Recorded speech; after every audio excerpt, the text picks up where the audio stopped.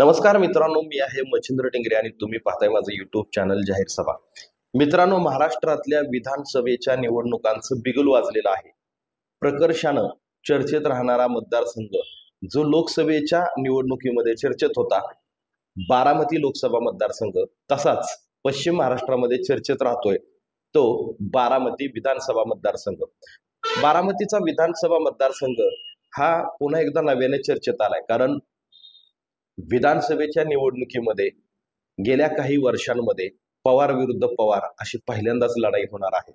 अर्थात आपल्याला सगळ्यांना माहीत झालेलं आहे की अजित पवार यांच्या विरोधातला जो उमेदवार असणार आहे तो शरदचंद्र पवार यांच्या गटाकडून असणार आहे आणि तो उमेदवार युगेंद्र पवार म्हणजे अजित पवार यांचे पुतणे असणार आहेत.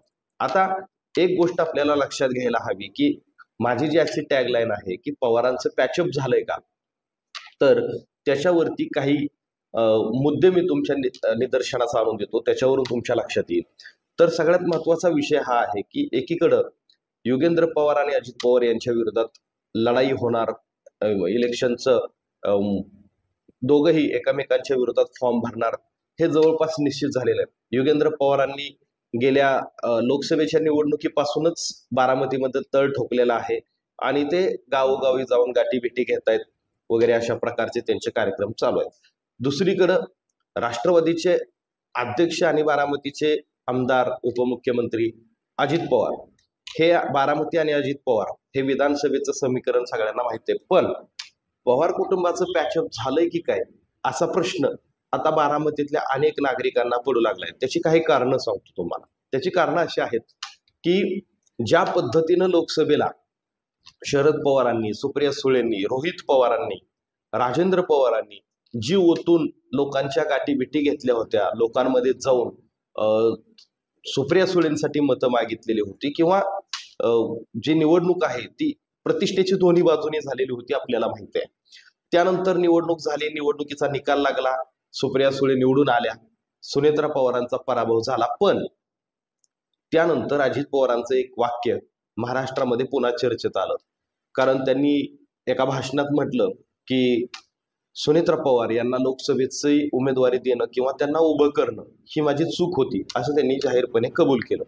त्याच्यानंतर बारामतीतलं पवार कुटुंबाबद्दल असलेले प्रेम असणाऱ्या लोकांची संख्या खूप मोठी आहे. आपल्याला माहिती आहे की अजित पवार दरवेळेस 1.5 लाखापेक्षा अधिक मतांना निवडून येत असतात. त्याच्यामुळे अर्थातच पवार कुटुंबाला मानणारा वर्ग जास्त आहे. पण लोकसभेच्या निवडणुकीमध्ये एक ट्रेंड सेट झाला होता.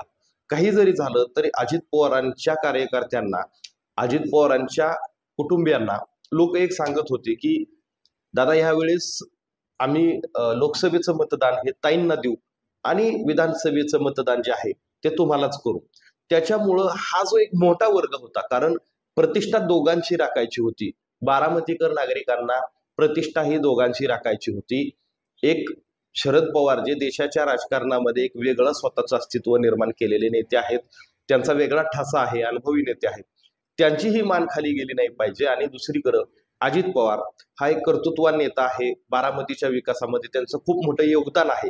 अशा दोन्ही गोष्टींची तुलना बारामतीकर नागरिक हे करत आहेत.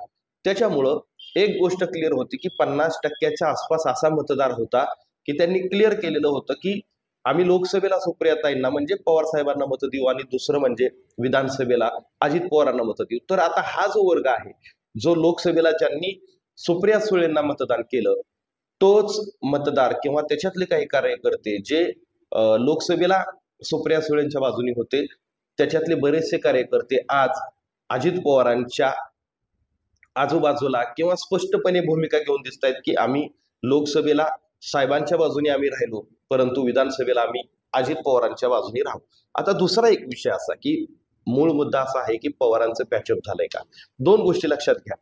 एक, पवार कुटुंबातले जे सध्या अस्तित्वात असलेले शरद पवार यांचे जे समजा बंधू आहेत, प्रतापराव पवार आहेत, आणि त्याच्यानंतर शरद पवारांचे दुसरे बंधू अनंतराव पवार यांची मुलं म्हणजे अजितदादा पवार आणि श्रीनिवास पवार हे सध्या राजकारणात सक्रिय दिसतात. पण आप्पासाहेब पवार यांचे चिरंजीव राजेंद्र पवार यांचे, आप्पासाहेब पवारांचे नातू म्हणजे रोहित पवार हे सध्या कर्जत जामखेडचे आमदार आहेत.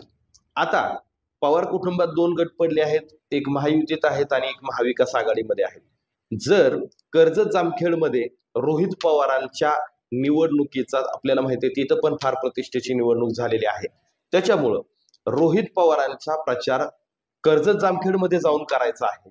त्याची जबाबदारी अर्थातच राजेंद्र पवार, सुनंदा पवार आणि रोहित पवारांच्या पत्नी यांच्यावरती येते।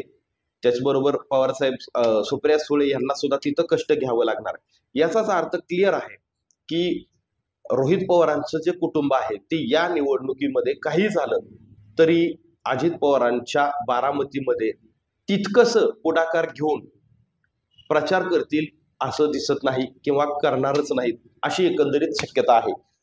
दुसरी गोष्ट अशी की शरद पवार हे युगेंद्र पवारांनाच उमेदवारी का देतील, तर राजकारणामध्ये आता शरद पवारांच्या 2 भावंडांची पुढची पिढी ही राजकारणात आलेली आहे।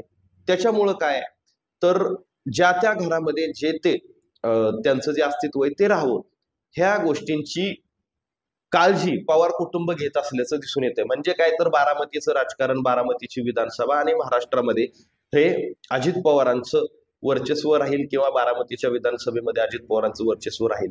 जरी समजा दुसरा कोण उमेदवार दिला तर आपल्याला माहित आहे तो कुठेही कसाही टिकणार नाही। त्याच्यामुळेच त्यातली त्यात अजित पवार कसे बारामतीमध्ये गुंतून राहतील आणि जरी काही झालं तरी ते अजित पवारांच्याच कुटुंबात राहील, ही एक त्याच्या मागची राजकीय नीती पवार साहेबांची असू शकते। दुसरा विषय असा कर्जत जामखेडमध्ये रोहित पवारांना निवडून येण्यासाठी तिकडे त्यांना प्रचंड ताकद लावायची आहे। घरचा सपोर्ट असणं किती गरजेचं असतं निवडणुकीच्या काळात याचा अनुभव अजित पवारांनी घेतलेला आहे। त्याच्यामुळं राजेंद्र पवार, सुनंदावहिनी पवार हे बारामतीच्या या विधानसभेच्या निवडणुकीत तितकी ताकद लावतील हे असं अजिबात कुठेही दिसून येत नाही। त्याचं कारण असं की राजेंद्र पवार आणि सुनंदा पवार यांचा इफेक्ट काय तर नाही जरी म्हटलं तरी शैक्षणिक संकुलांच्या माध्यमातून किंवा शेतीच्या व्यवसायाच्या निमित्तानं किंवा केविकेच्या माध्यमातून नाही म्हटलं तरी राजेंद्र पवारांचं देखील नेटवर्क आहे। काही अंशी का होईना पण त्याचा परिणाम इकडे होऊ शकतो। पण हे जे अशा पद्धतीचं पॅचअप आहे की तुम हमारा मत देखो हम तुम्हारा नहीं देखेंगे अशी भूमिका कदाचित घेतली जाऊ शकते, अशी चर्चा बारामतीकरांमध्ये आहे।